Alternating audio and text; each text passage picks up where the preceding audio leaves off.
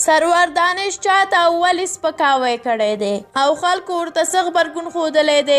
سلامونه لیدونکو، دا ویډیو کې وګورئ.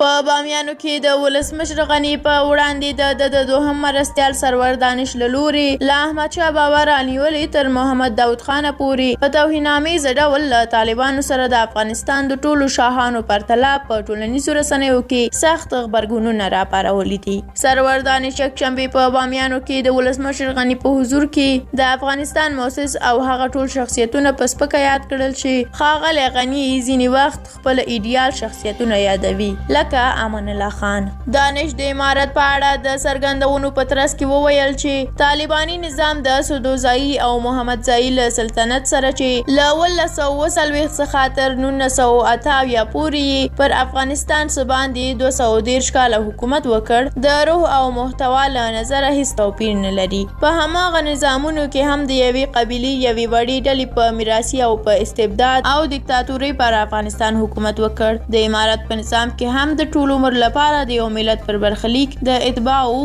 د اساسي حقوقو له رعایت، عمومي ازادیو او حتی اساسي قانونونو پرته د یو فرد څخه مطرح دي. د امارت نظام له قانونه پرته نامحدود او مطلقه دی.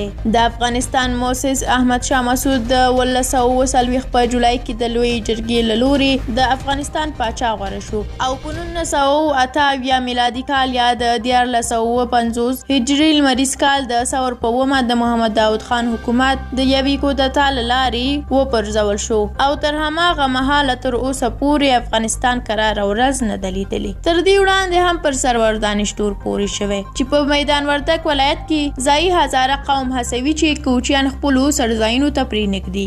د په اړه دا هم ویل کیږي چې د علیپور په شان ملیشه ځواکونه ساتي او د هغه په وسیله قومي مسایلو ته لمن وهي. سرور دانش په داسې حال کې قومي مسایل مطرح کوي چې د ولسمشر د دوهم مرستیال په دفتر کې له هزاره پرته بل هیڅوک نه لیدل کیږي. له تاسو مننه چې ویډیو م تر اخره ولیدله. که مو خوښه شوي وي نو لایک یې کړئ. د همداسې نورو ویډیوګانو د لیدو لپاره حتما زموږ یوټیوب چینل درسره سبسکرایب کړئ. تر بیا او بلې ویډیو په لوی او بخښونکي خدای مو سپارم. هر چیرته چې یاست اباد او خوشحاله اوسئ.